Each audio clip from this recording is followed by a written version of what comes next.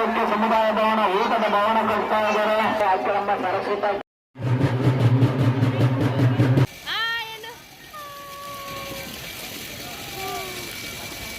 ಸ್ನೇಹಿತರೆ ನಮಸ್ಕಾರ. ಗುಣಶ್ರೀ ಮಂಜು ತುಮಕೂರು ಯೂಟ್ಯೂಬ್ ಚಾನಲ್ಗೆ ಸ್ವಾಗತ. ನೋಡಿ ಸ್ನೇಹಿತರೆ, ನಾವು ಇವತ್ತು ಎಲ್ಲಿ ಹೋಗ್ತಾ ಇದ್ದೀವಿ ಅಂತಂದರೆ, ಫಸ್ಟು ಒಂದು ಹೂವಿನ ಅಂಗಡಿ ಹತ್ರ ಹೋಗಿ ಒಂದು ಹೂವಿನ ಹಾರ ಮತ್ತು ಅಲ್ಲಿಗೆ ಬೇಕಾದ ಪೂಜೆ ಸಾಮಾನುಗಳು ಕಾಣ್ತಾ ಇದ್ದೀವಿ. ಎಲ್ಲಿಗೆ ಹೋಗ್ತಾ ಇದ್ದೀವಿ ಅಂತಂದರೆ, ನಾವು ಇವತ್ತು ಇತಿಹಾಸವುಳ್ಳ ಒಂದು ದೇವಾಲಯಕ್ಕೆ ಭೇಟಿ ಕೊಡ್ತಾ ಇದ್ದೀವಿ. ನಾವು ಅದು ತುಮಕೂರಿನಿಂದ 62.8 ಕಿಲೋಮೀಟರ್ ದೂರವಿದೆ. ಅದಕ್ಕಿಂತ ಮುಂಚೆ ನೀವು ನಮ್ಮ ವಿಡಿಯೋನ ಯಾರೆಲ್ಲ ನೋಡ್ತಾ ಇದ್ದೀರೋ ಸಬ್ಸ್ಕ್ರೈಬ್ ಮಾಡಿ ಸ್ನೇಹಿತರೆ, ಸಪೋರ್ಟ್ ಮಾಡಿ, ಶೇರ್ ಮಾಡಿ ಮತ್ತು ಕಮೆಂಟ್ ಮಾಡಿ. ಹಾಗೆ ಪಕ್ಕದಲ್ಲಿರೋ ಒಂದು ಬೆಲ್ ಬಟನ್ ಕ್ಲಿಕ್ ಮಾಡಿ. ನೋಡಿ, ಇತಿಹಾಸವುಳ್ಳ ಶಿರಾನಗರಕ್ಕೆ ನಾವೀಗ ಭೇಟಿ ಕೊಡ್ತಾ ಇದ್ದೀವಿ. ಅದರಿಂದ ಒಂದು 5 ಕಿಲೋಮೀಟರ್ಸ್ ದೂರವಿದೆ. ಅದು ಶ್ರೀ ಕಂಬದ ರಂಗನಾಥ ಸ್ವಾಮಿ ದೇವಾಲಯ. ನೋಡಿ ಸ್ನೇಹಿತರೆ, ಅಲ್ಲಿ ಶಿರಾದಿಂದ ಹೋಗಬೇಕಾದ್ರೆ ಅಲ್ಲಿ ಕೆರೆನೂ ಕೂಡ ಕಾಣಿಸ್ತಾ ಇತ್ತು. ಅದನ್ನು ಸ್ವಲ್ಪ ನೋಡಿ, ಹೀಗೆ ನೋಡಿ ಕುರಿಗಳು ಹೋಗ್ತಾ ಇದ್ದಾವೆ, ಎಷ್ಟು ನೀಟಾಗಿ ಹೋಗ್ತಾ ಇದ್ದಾವೆ ಅಂತ. ಅಲ್ಲಿಂದ ಸ್ವಲ್ಪ ದೂರ ಮಟ್ಟಿಗೆ ಹೋಗ್ತಾ ಇರಬೇಕಾದ್ರೆ ಹಂಗೆ ಒಂದು ಸ್ವಲ್ಪ ರೋಡಲ್ಲಿ ಸ್ವಲ್ಪ ವ್ಯೂ ಚೆನ್ನಾಗಿತ್ತು. ಆ ವಿಡಿಯೋ ಕೂಡ ತಗೊಂಡಿದ್ದೀವಿ ನಾವು. ನೋಡಿ ಸ್ನೇಹಿತರೆ, ಯಾವ ಥರ ಇದೆ ಅಂತ ಶಿರಾದ ಕೆರೆ ಅದು. ತಿರುವು ಜಾಸ್ತಿ ಇದೆ ಸ್ನೇಹಿತರೆ, ನೋಡ್ಕೊಂಡು ಹೋಗ್ಬೇಕಂದ್ರೆ ತುಂಬ ಸ್ಪೀಡಾಗಿ ಗೊತ್ತಾಯ್ತು ಗಾಡಿ. ನೋಡಿ, ನಾವೀಗ ಬಂದಿತ್ತು ಶ್ರೀ ಕಂಬದ ರಂಗನಾಥ ಸ್ವಾಮಿ ದೇವಾಲಯಕ್ಕೆ ಬಂದಿದ್ದೇವೆ ಸ್ನೇಹಿತರೆ. ಐತಿಹಾಸಿಕ ದೇವಾಲಯಗಳಲ್ಲಿ ಸಾಮಾನ್ಯವಾಗಿ ವರ್ಷಕ್ಕೊಮ್ಮೆ ರಥೋತ್ಸವ ನಡೆಯುತ್ತದೆ. ಜನರು ತೇರಿಗೆ ಹೂವು, ಹಣ್ಣು, ಕಾಯಿಯನ್ನು ಭಕ್ತಿಯ ರೂಪದಲ್ಲಿ ಸಮರ್ಪಿಸುತ್ತಾರೆ. ಕೆಲವು ಕಡೆ ನಾಣ್ಯಗಳನ್ನು ಕೂಡ ತೇರಿಗೆ ಸೂರ್ಯ ಬಿಡುತ್ತಾರೆ. ಅದನ್ನು ನಾವು ಹೂವಿನಾರ ತಗೊಂಡೋಗಿದ್ವಲ್ಲ, ಆ ಹೂವಿನಾರವ ಈ ಮಾಗೋಡು ಕಂಬದ ರಂಗನಾಥ ಸ್ವಾಮಿಗೆ ನಾವು ಇದನ್ನು ಸಮರ್ಪಿಸಿದ ನೋಡಿ ಎಸಿತಾ ಇದ್ದೀವಿ. ನೋಡಿ, ಅಲ್ಲಿ ಹೋಯ್ತು ಕಟ್ತಾ ಇದ್ದೀವಿ. ನೋಡಿ, ಅಲ್ಲಿ ಅದು ನಾವೇ ತಗೊಂಡಿರೋಂಥ ಹೂವಿನಾರ ನೋಡಿ ಕಟ್ತಾ ಇದ್ದಾರೆ. ಅದು ನಾವು ಕೂಡ ಈ ತೇರಿಗೆ ಹೂವನ್ನು ಸಮರ್ಪಿಸಿದೆವು. ಆದರೆ ಇಲ್ಲಿ ಒಂದು ವಿಶೇಷ ದೇವಾಲಯವಿದೆ. ಕಂಬದಲ್ಲಿ ಮೂಡಿ ಬಂದಿದ್ದಾರೆ. ಹಾಗಾಗಿ ಇವರನ್ನು ಕಂಬದ ರಂಗಸ್ವಾಮಿ ಎಂದು ಕರೆಯುತ್ತಾರೆ ಎಂದು ಪೂಜಿಸುತ್ತಾರೆ. ದೇವರಿಗೆ ಹರಕೆ ಎಂದರೆ ಹೂವನ್ನೇ ಅರ್ಪಿಸುತ್ತಾರೆ. ಏಕೆಂದರೆ ಹೂವನ್ನು ಅರ್ಪಿಸಿದರೆ ಸಾಕ್ಷಾತ್ ಶ್ರೀಹರಿಯೇ ವೈಕುಂಠದಿಂದ ಇಳಿದು ಬಂದ ಭಕ್ತಾದಿಗಳಿಗೆ ಕಷ್ಟವನ್ನು ಈಡೇರಿಸುತ್ತಾನೆ ಎಂದು ಜನರು ನಂಬುತ್ತಾರೆ. ಮಾಗೋಡು ರಂಗನಾಥ ಸ್ವಾಮಿಗೆ ನಡೆದುಕೊಳ್ಳುತ್ತಾರೆ. ನಮಗೆ ಎದುರಾಗುವ ಹಲವು ಸಮಸ್ಯೆಗಳಿಗೆ ಆ ದೇವರೇ ದಾರಿ ತೋರುತ್ತಾನೆ ಎನ್ನುವುದು ನಮ್ಮೆಲ್ಲರ ನಂಬಿಕೆ. ಈ ನಂಬಿಕೆಗಳ ಪಟ್ಟಿಯಲ್ಲಿ ಕಂಬದ ರಂಗನಾಥ ಸ್ವಾಮಿಯ ಮಹಿಮೆಯೂ ಕೂಡ ಸೇರಿ. ಈ ಕಂಬದ ರಂಗನಾಥ ಸ್ವಾಮಿಯ ದರ್ಶನವನ್ನು ಪಡೆದರೆ ಸಾಕು, ಎಲ್ಲ ಸಮಸ್ಯೆಗಳು ಬಗೆಹರಿಯುತ್ತವೆ ಎನ್ನುವುದು ಈ ಜನರ ನಂಬಿಕೆ ಮತ್ತು ಹಾಡಿಕೆ. ಶ್ರೀ ಮಾಗೋಡು ಕಂಬದ ರಂಗನಾಥ ಸ್ವಾಮಿಯ ದೇವಸ್ಥಾನವು ತುಮಕೂರು ಜಿಲ್ಲೆಯ ಶಿರಾ ತಾಲೂಕಿನ ಮಾಗೋಡು ಗೊಲ್ಲರಹಟ್ಟಿಯಲ್ಲಿ ನೆಲೆಸಿರುವ ಈ ಕಂಬದ ರಂಗನಾಥ ಸ್ವಾಮಿಯ ದೇವಾಲಯ ವಿಶೇಷ ಮುನ್ನಡೆಯನ್ನು ಹೊಂದಿದೆ. ಈ ದೇವಾಲಯಕ್ಕೆ ಭೇಟಿ ನೀಡಿದ ಭಕ್ತಾದಿಗಳು ಎಲ್ಲ ಸಮಸ್ಯೆಗಳನ್ನು ಪರಿಹರಿಸುವಾಗುತ್ತವೆ. ಇಲ್ಲಿಗೆ ಹೂವಿನ ಹರಕೆಯನ್ನು ಸಲ್ಲಿಸಿದರೆ ಸಾಕು, ಬೇಡಿಕೆಗಳನ್ನು ಸ್ವಾಮಿಯು ನೀಡುತ್ತಾನೆ ಎನ್ನುವ ನಂಬಿಕೆ ಇದೆ. ಸ್ನೇಹಿತರೆ, ನನಗೆ ಗೊತ್ತಿರುವ ಮಟ್ಟಿಗೆ ಇದರ ಬಗ್ಗೆ ಸ್ವಲ್ಪ ಇತಿಹಾಸವನ್ನು ತಿಳಿಯೋಣ. ಹಿರಿಯೂರು ಬಳಿ ಬೊಬ್ಬೂರು ಎಂಬಲ್ಲಿ ಈ ಸ್ವಾಮಿಯು ಹುಟ್ಟಿದ್ದಾನೆ. ನಂತರದಲ್ಲಿ ಮಾಗೋಡಿಗೆ ಬಂದು ಸ್ವಾಮಿಯು ನೆಲೆಸಿದ್ದಾನೆ ಎಂಬ ಇತಿಹಾಸವಿದೆ. ತುಂಬ ವರ್ಷಗಳಿಂದಲೂ ಈ ಸ್ವಾಮಿಗೆ ಇಲ್ಲಿ ಸೇವೆಯನ್ನು ಸಲ್ಲಿಸುತ್ತಾರೆ. ಮಾಗೋಡು ಕಂಬದ ರಂಗನಾಥ ಸ್ವಾಮಿಯ ವಿಶೇಷಗಳು ಎಂದರೆ, ಮಾಗೋಡು ಕಂಬದ ರಂಗನಾಥ ಸ್ವಾಮಿಯ ದೇವಸ್ಥಾನದ ಆವರಣದಲ್ಲಿ ಮಾರುತಿ ಉತ್ಸವ, ಮಾರುತಿ ಯಲ್ಲಮ್ಮ ದೇವಿ, ಚಿತ್ರದೇವರು ಮತ್ತು ಭೂತಪ್ಪ ದೇವರುಗಳು ನೆಲೆಸಿದ್ದಾರೆ. ಮಾಗೋಡು ರಂಗನಾಥ ಸ್ವಾಮಿಗೆ ಭಕ್ತಿಯಿಂದ ನಡೆದುಕೊಂಡರೆ ಉತ್ತಮ ಸಂತಾನವು ಲಭಿಸುತ್ತದೆ. ಹೀಗಾಗಿ ಮಕ್ಕಳು ಇವರನ್ನು ಪ್ರಾರ್ಥಿಸುತ್ತಾರೆ. ಹಾಗಾಗಿಯೇ ಈ ದೇವರನ್ನು ಮಕ್ಕಳ ರಂಗ ಎಂದು ಕೂಡ ಪೂಜಿಸುತ್ತಾರೆ. ಪ್ರತಿ ವರ್ಷವೂ ಈ ಮಾಗೋಡು ಕಂಬರಂಗನಾಥ ಸ್ವಾಮಿಯ ಜಾತ್ರೆಯು ಮಾಘ ಮಾಸದಲ್ಲಿ ನಡೆಯುತ್ತದೆ. 1 ವಾರಗಳ ಕಾಲ ಕಂಬದ ರಂಗನಾಥ ಸ್ವಾಮಿಯ ಜಾತ್ರೆಯು ಕೂಡ ನಡೆಯುತ್ತದೆ. ಈ ಸಂದರ್ಭದಲ್ಲಿ ಬೃಹತ್ ಕಂಬದ ರಂಗನಾಥ ಸ್ವಾಮಿಯ ತೇರು ರಾಜ್ಯದಲ್ಲಿ ಪ್ರಸಿದ್ಧಿಯನ್ನು ಪಡೆದಿದೆ. ಕರ್ನಾಟಕದ ಎಲ್ಲ ಮೂಲೆಗಳಿಂದಲೂ ಭಕ್ತಾದಿಗಳು ಆಗಮಿಸುತ್ತಾರೆ. ಆಂಧ್ರ ಪ್ರದೇಶ, ತಮಿಳುನಾಡು, ಹೊರ ರಾಜ್ಯಗಳಿಂದ ಕಂಬದ ರಂಗನಾಥ ಸ್ವಾಮಿಗೆ ರಥೋತ್ಸವಕ್ಕೆ ಆಗಮಿಸುತ್ತಾರೆ. ಸ್ವಾಮಿಯು ಕರುಣೆಯನ್ನು, ಸಂತಾನ ಭಾಗ್ಯವನ್ನು, ಮಗುವಿನ ತೂಕಕ್ಕೆ ಹೂವನ್ನು ಹಾಕಿಸುತ್ತಾರೆ. ತೇರಿಗೆ ವಿವಾಹ ಭಾಗ್ಯ, ಹಸು, ಕರು, ಎಮ್ಮೆ, ಕೋಳಿ, ಕುರಿ, ಪ್ರಾಣಿಗಳು ಇನ್ನು ಮುಂತಾದವು ಕಾಯಿಲೆಯಿಂದ ಪಾರು ಮಾಡು ಎಂದು ಹಲವು ಸಮಸ್ಯೆಗಳಿಗೆ ಭಕ್ತಾದಿಗಳು ಶ್ರೀ ಮಾಗೋಡು ರಂಗನಾಥ ಸ್ವಾಮಿಗೆ ಭಕ್ತಿಯಿಂದ ಹೂವುಗಳನ್ನು ಅರ್ಪಿಸುತ್ತಾರೆ. ಟನ್ಗಟ್ಟಲೆ ಮತ್ತು ಕೆಜಿಗಟ್ಟಲೆ ಆ ಸನ್ನಿವೇಶದಲ್ಲಿ ಅರ್ಪಿಸುತ್ತಾರೆ. ನೀವು ತೇರೆಳೆಯುವ ಸಂದರ್ಭದಲ್ಲಿ ಆ ಜಾಗಕ್ಕೆ ಬಂದರೆ ನೀವು ಲಕ್ಷಾಂತರ ಜನರು ಕಣ್ತುಂಬಿಕೊಳ್ಳಬಹುದು. ಆ ತೇರನ್ನು ಕೂಡ ನೋಡಿ ಅವಳು ಇನ್ನೂ ಹೆಚ್ಚು ಖುಷಿಪಡುತ್ತಾರೆ. ರಂಗನಾಥ ಸ್ವಾಮಿಯು ಹಾಗಾಗಿ ವಿಶ್ವದಲ್ಲಿ ದೊಡ್ಡ ಹೂವಿನ ರಥೋತ್ಸವಕ್ಕೆ ಹೆಗ್ಗಳಿಕೆಗೆ ಪಾತ್ರವಾಗಿದೆ. ಮಾಗೋಡು ರಂಗನಾಥ ಸ್ವಾಮಿಯ ರಥೋತ್ಸವವು ಕಂಬದ ರಂಗನಾಥ ಸ್ವಾಮಿಯು ದರ್ಶನ ಪಡೆಯುವ ಸಮಯವೆಂದರೆ ಪ್ರತಿದಿನವೂ ಪೂಜೆ ಸಲ್ಲಿಸುತ್ತಾರೆ. ಶನಿವಾರ, ಅಮಾವಾಸ್ಯೆ ಮತ್ತು ಪೌರ್ಣಮಿಯಂದು ಇಲ್ಲಿಗೆ ಭಕ್ತಾದಿಗಳು ಹೆಚ್ಚಿನ ಸಂಖ್ಯೆಯಲ್ಲಿ ಭೇಟಿ ನೀಡುತ್ತಾರೆ. ಇದರ ವಿಶೇಷವಾಗಿ ಶನಿವಾರದಂದು ಅನ್ನಪ್ರಸಾದವೂ ಕೂಡ ಅಲ್ಲಿಗೆ ಬಂದ ಭಕ್ತಾದಿಗಳಿಗೆ ಜನಗಳು ನೀಡುತ್ತಾರೆ. ಅಲ್ಲಿಯ ಸಂಸ್ಥೆಯು ಕೂಡ ನೀಡುತ್ತದೆ.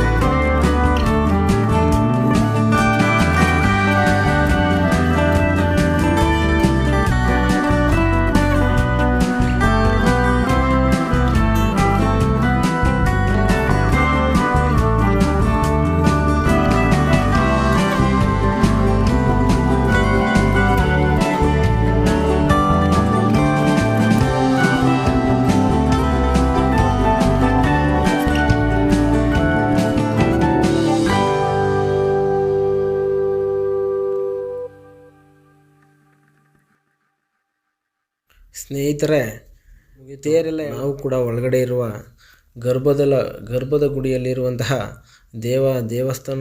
ದೇವರನ್ನು ನಾವು ಕೂಡ ನೋಡಲಿಕ್ಕೆ ಹೊರಟು ಸರದಿ ಸಾಲಿನಲ್ಲಿ ನೋಡಿ ಸ್ನೇಹಿತರೆ. ಈ ದೇವರಿಗೆ ಹೂವು ಅಂದರೆ ತುಂಬ ಪಂಚಪ್ರಾಣ. ಆದ್ದರಿಂದ ಎಲ್ಲ ಕಡೆಯಲ್ಲೂ ಕೂಡ ಆ ತೇರಿಗೂ ಅಷ್ಟೇ, ದೇವರ ಒಳಾಂಗಣದಲ್ಲೂ ಅಷ್ಟೇ ಜಾಸ್ತಿ ಕೂಡ ಹೂವನ್ನೇ ಜಾಸ್ತಿ ಕೂಡ ಅಲ್ಲಿ ಅರ್ಪಿಸಿರುತ್ತಾರೆ. ನೋಡಿ ಜನಗಳು, ಭಕ್ತಾದಿಗಳು ಎಷ್ಟು ಜೋರಾಗಿ ಎಷ್ಟು ಜನ ಇದ್ದಾರೆ ಅಂತ ಸ್ನೇಹಿತರೆ. ಅದರ ಒಳಗಡೆ ಇರುವಂಥ ಗೋಪುರ ಒಳಗಡೆಯಿಂದ ತೆಗಿತಾರೆ ಇದು ವ್ಯೂ ನೋಡಿ ಸ್ನೇಹಿತರೆ. ಎಲ್ಲ ಚಪ್ರಕ್ಕೂ ಕೂಡ ಫುಲ್ಲು ಎಲ್ಲದು ಕೂಡ ಬರೀ ಹೂವನ್ನೇ ಹಾಕಿದ್ದಾರೆ ನೋಡಿ ಸ್ನೇಹಿತರೆ.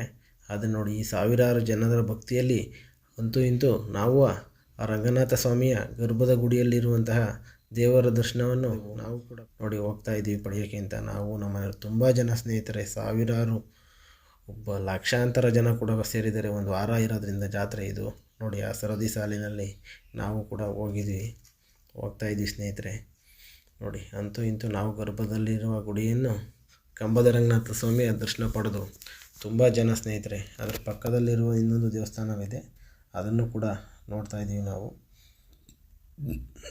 ನೋಡಿ ಸ್ನೇಹಿತರೆ. ಅಲ್ಲಿ ಪಕ್ಕದಲ್ಲಿ ಒಂದು ಕೂಡ ಜಾತ್ರೆ ಮಹೋತ್ಸವ ಇರೋದ್ರಿಂದ ಆಚೆ ಕಡೆ ಕೂಡ ಒಂದು ಪೂಜೆ ಮಾಡ್ತಾರೆ. ದೇವರ ಶಿಲೆ ಈ ಪಕ್ಕದಲ್ಲಿದೆ ನೋಡಿ ಸ್ನೇಹಿತರೆ. ಅಂತೂ ಇಂತೂ ನಾವು ಕೂಡ ದೇವರ ದರ್ಶನವನ್ನು ಪಡೆದು ಬಂದು ಒಳಗಡೆ ಗರ್ಭದಲ್ಲಿರುವ ಗೋಪುರಗಳನ್ನು ನೋಡಿ ಸ್ನೇಹಿತರೆ, ಯಾವ ಥರ ಕೆತ್ತನೆ ಮಾಡಿದ್ದಾರೆ ಆವತ್ತಿನ ಕಾಲದಲ್ಲಿ ಅಂತ. ಎಲ್ಲ ಶಿಲಾಶಾಸನಗಳು ನೋಡಿ ಹೆಂಗಿದೆ ಅಂತ. ಅಲ್ಲಿ ಕೂತಿದ್ದು ನಾವು ಸ್ವಲ್ಪ ಹೊತ್ತು ಮಾಗೋಡು ರಂಗನಾಥ ಸ್ವಾಮಿಯನ್ನು ನಾವು ಒಳಗಡೆ ಗರ್ಭದ ಗುಡಿಯ ಎಂಟ್ರೆನ್ಸಿಂದ ನೋಡಿದ ಮೇಲೆ ಅಲ್ಲಿ ಸ್ವಲ್ಪ ಹೊತ್ತು ವಿಶ್ರಾಂತಿ ತಗೊಂಡು ಇಲ್ಲಿ ಬರಬೇಕಾದ್ರೆ ಇನ್ನೊಂದು ದೇವಸ್ಥಾನವಿತ್ತು, ಅದನ್ನು ಕೂಡ ದರ್ಶನ ಪಡ್ಕೊಂಡು ನಾವಿನ್ನು ಹೊರಗಡೆ ಬಂದು ಸ್ನೇಹಿತರೆ.